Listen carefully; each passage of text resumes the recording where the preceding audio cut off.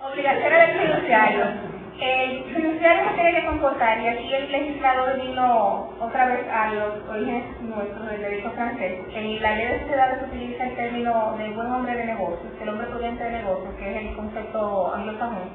El buen padre de familia es el concepto que tiene el Código Civil, que viene del Napoleón.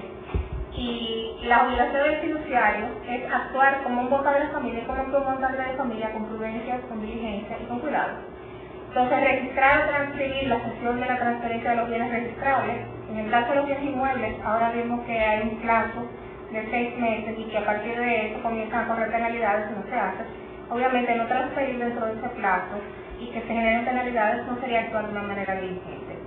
Ajustarse a las instrucciones estipuladas en el acto, administrar el fideicomiso como un buen padre de familia, rendir cuentas. La extensión de la rendición de cuentas la determina la persona al momento de constituir el fideicomiso. Puede ser muy extensa, puede ser algo muy superficial. Dependiendo del tipo de patrimonio, van a ser más extensas o no. Suministrar información completa y exacta acerca de la naturaleza, cantidad y situación de los bienes en fideicomiso. No delegar actos propios de su cargo, porque aún si los delegas siendo responsables. Conservar la propiedad de los bienes en fideicomiso separada de sus propios bienes, no, porque eso parece que está mal la ley, pero no, eso parece que quede claro, que no puede, no, yo voy a comprar esa casa. No, eso no lo puede hacer.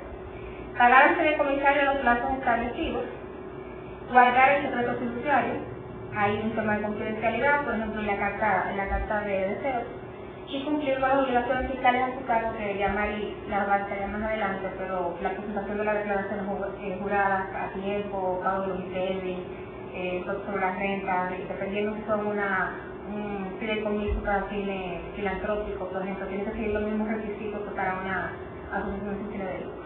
En las operaciones de bienes fiduciarios, mezclar los activos de un patrimonio fideicomisado con los suyos o con los de otros fideicomisos. Garantizar el resultado de las operaciones que se realicen con los bienes fideicomisivos, realizar sin autorización expresa del fideicomitente y del beneficiario en el acto del fideicomiso, operaciones, actos o contratos con los bienes fideicomisivos en beneficio propio, sus directores, accionistas, empleados, parientes u otros vinculados, incluyendo los otorgamientos de préstamos. Yo no creo que nadie que crea un fideicomiso le dé permiso para hacer nada de eso, pero si le dan permiso, amén. Adquirir el beneficio propio del depósito de la persona, los bienes dados en fideicomiso, no puede, si yo tengo una serie de apartamentos, o casas, o terrenos, o vehículos, propiedad intelectual, y no puedo comprar ni directamente ni a través de un tercero vinculador. Delegar actos propios de su cargo, en un tercero, comprometo mi responsabilidad, comprometo la del tercero, y esas operaciones serán consideradas nulas en caso de que se realicen. Si cuando se considera nula significa que volvemos a la posición original, se tienen por no realizadas, se invalidan. La responsabilidad del fiduciario, en caso de que realice una operación indebida, es fácil de ser condenado a multas de $500,000 a 10 millones de pesos, ajustables anualmente por inflación, y penas de 3 a 10 años de prisión. No son los siguientes. Entonces, ¿cómo mitigar los riesgos para el caso de las personas que deseen incursionar en el negocio y para las personas que deseen hacer consideran la posibilidad de un fideicomiso?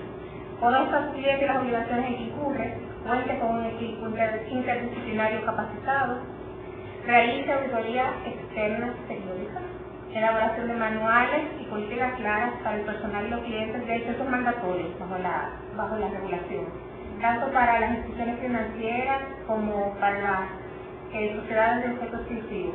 Y también lo va a hacer para en el caso de la Superintendencia de Valores condicionalmente salga la regulación. Y regresa la rendición de cuentas de la gestión y el reporte de cualquier transacción sospechosa. En materia de lavado de activos, el reporte de transacciones sospechosas todavía está, existe una ley que lo regula, y en materia de entidades financieras, la supervisión financiera obliga al reporte de cualquier transacción sospechosa. Bueno, curiosamente ahora con UBS, un reporte a la renta de transacción sospechosa resultó en $120 millones el pago de la recompensa más alta que ha hecho el impuesto, el IRS de los Estados Unidos a un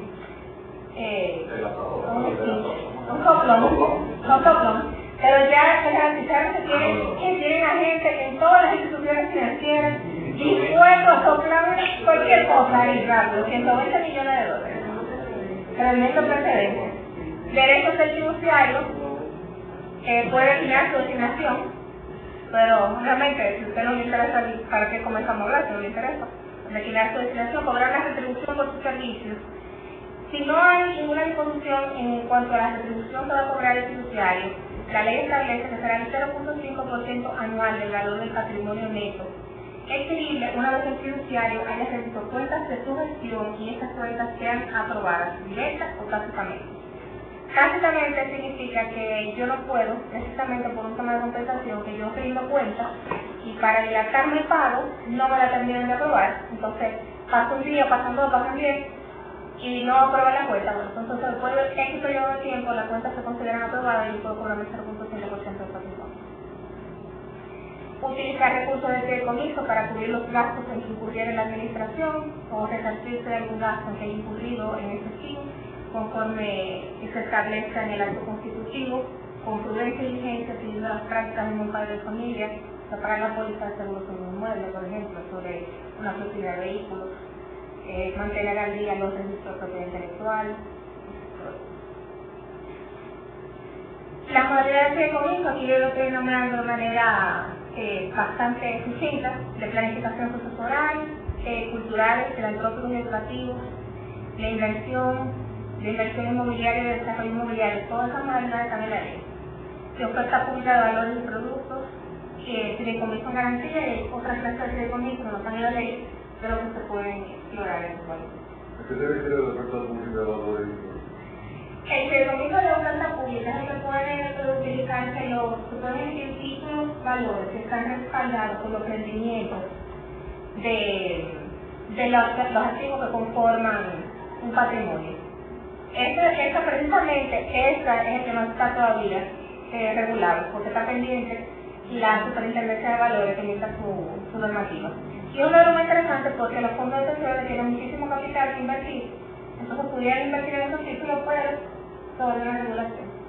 O sea, que hay un fideicomiso dominicano que se constituye aquí, y hay un patrimonio que tenga algún activo fuera. ¿Se puede incluir en el equipo?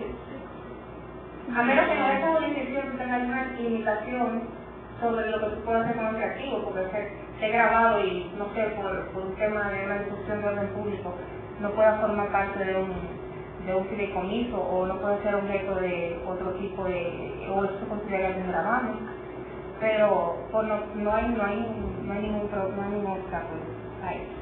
Cuando tú preguntas de la carretera, si tú cobras los peajes, por ejemplo, esos peajes tú lo quieres poner en un patrimonio separado al de la compañía que cobra los peajes y al patrimonio del Estado. Entonces tú creas un fideicomiso que es el que va a recibir esos peajes, y ese fideicomiso, el fiduciario, tiene las instrucciones de a quién le va a entregar los fondos al final del contrato. Si se lo va a entregar a la compañía que está operando los peajes, en caso de que el Estado no le pague a tiempo, o se lo va a devolver al Estado, en caso de que el Estado le haya pagado a la compañía puntualmente, o en caso de que la compañía no haya cumplido con sus obligaciones. Se ha hablado mucho de fideicomiso de garantía en el contexto de las hipotecas, porque eso podría ahorrar el proceso de ejecución hipotecaria sustancialmente en términos de plazo, porque si yo transfiero mi inmueble y le doy instrucciones al fiduciario de que en caso de que yo no cumpla con el pago del préstamo, el bien pase al banco X. Ahí ya está claro, el banco X recibe ese bien en pago y se ahorra el proceso de ejecución de la garantía. Entonces el problema que surge ahí con los vigilantes es que si eso es un pacto comisorio o no es un pacto comisorio. Y ahí es un tema legal que lamentablemente no lo podemos llamar, no le podemos cambiar el nombre, pero un pacto comisorio está prohibido por ley. Y esto consiste en que yo no puedo, como deudor, obligarme a que, como acreedor, si yo no te pago, yo te doy algo. Yo el bien que yo estoy garantizado se puede quedar con él. Y no lo puedo hacer porque hay otros potenciales acreedores que son kilogramarios pero tienen un interés. Suplidores o acreedores privilegiados como la renta, los empleados, el cónyuge si no está en el contrato de préstamo que debe estar. Entonces, a la discusión de que si sería un pacto comisorio o no sería un pacto comisorio, esta discusión va a dar mucha tela por mucho caso. Los bancos lo están viendo con garantía con mucho cuidado, porque sería una opción muy interesante al momento de que lo ofrezcan, sobre todo con la mucho más grande. Sí, pero algo importante es que en otras jurisdicciones el tema de comisión de garantía se puede resolver extrajudicialmente en un 80%, en el caso del 20%, o sea que la gran mayoría de los casos ni siquiera llegan al tribunal. Entonces, de repente van a tener un caso similar. Una preguntita antes de yéndonos al escenario de la parte litigiosa, si hubiera incumplimiento de parte del fideicomiso o del fiduciario, esas contestaciones del tribunal de derecho común, arbitraje, ¿cuál sería la Derecho común. Derecho común. Esos procesos estarían llamados, asumo, al mismo procedimiento de conocer en materia de interpretación de contratos. Y hasta que se dirima ese proceso que llega a la Suprema, ¿seguiría el contrato igual, manejándose, o habría la figura, estoy yendo un poquito más allá, la figura dentro del litigio de que si yo estoy objetando el contrato que nos unió, ¿qué pasa mientras tanto que tú estás detentando estos bienes? ¿Qué pasa? Bueno, ahí podrían ir por un de los requerimientos para que designe un agente, un fiduciario interno. Eso es lo que es algo así lo que sería como cuando uno nombra un síndico o nombra a alguien, alguien para que tenga el proceso en lo que se resuelve el caso y que obviamente los bienes no pierdan el valor más allá de lo que resulte la pérdida de valor habitual, o que no se deteriore el patrimonio por la existencia de una situación litigiosa. Eso no entiendo que sería un vacío, porque yo establecerlo como un procedimiento especial, no regular lo que es el procedimiento ordinario, porque aquí los tribunales, tengan razón o no, atribulan el mismo parámetro, ¿no? Pero nadie quiere que yo ponga arbitraje tampoco. Yo pongo la cláusula de arbitraje. O sea, derecho común siempre y cuando no incluya la cláusula de arbitraje. Que eso forma parte de Si tú lo contemplas en un acuerdo como única opción, tiene que ir por la sería lo ideal, porque uno somete un contrato dentro de un contrato de grande volumen a la suerte de los tribunales y a lo que ya conocemos, los abogados de antes, sería penoso respecto del futuro de muchos fideicomisos. Sí. No, eso es un punto que obviamente sí. Y por lo menos los contratos de fideicomiso nosotros hemos visto que en ausencia de la legislación que existe, la gente se arriesga a irse a legislación extranjera y normalmente incluyen arbitraje. Entonces, si en esos escenarios se arriesgan a irse a una ley que no conocen y incluyen arbitraje, y esa es una ley que tú conoces, con arbitraje no creo que sea un problema. Bueno, el fideicomiso de oferta pública lamentablemente es uno de los más interesantes, porque la posibilidad de que se emitan títulos respaldados por los activos que conforman el fideicomiso es una oportunidad para los fondos de pensiones para invertir y es una posibilidad de inversión para cualquier tercero que quiere capital, es una alternativa de inversión. Pero como está pendiente de inicio de la regulación de la Superintendencia de Valores, todavía no sabemos exactamente cuáles van a ser las disposiciones que se incluyan. Obviamente las disposiciones de reglamento nunca pueden ir más allá de lo que establece la ley, el poder reglamentario es limitado, pero todavía no tenemos los requisitos, se supone que la Superintendencia de Valores está trabajando en eso y debe ser la regulación en corto plazo.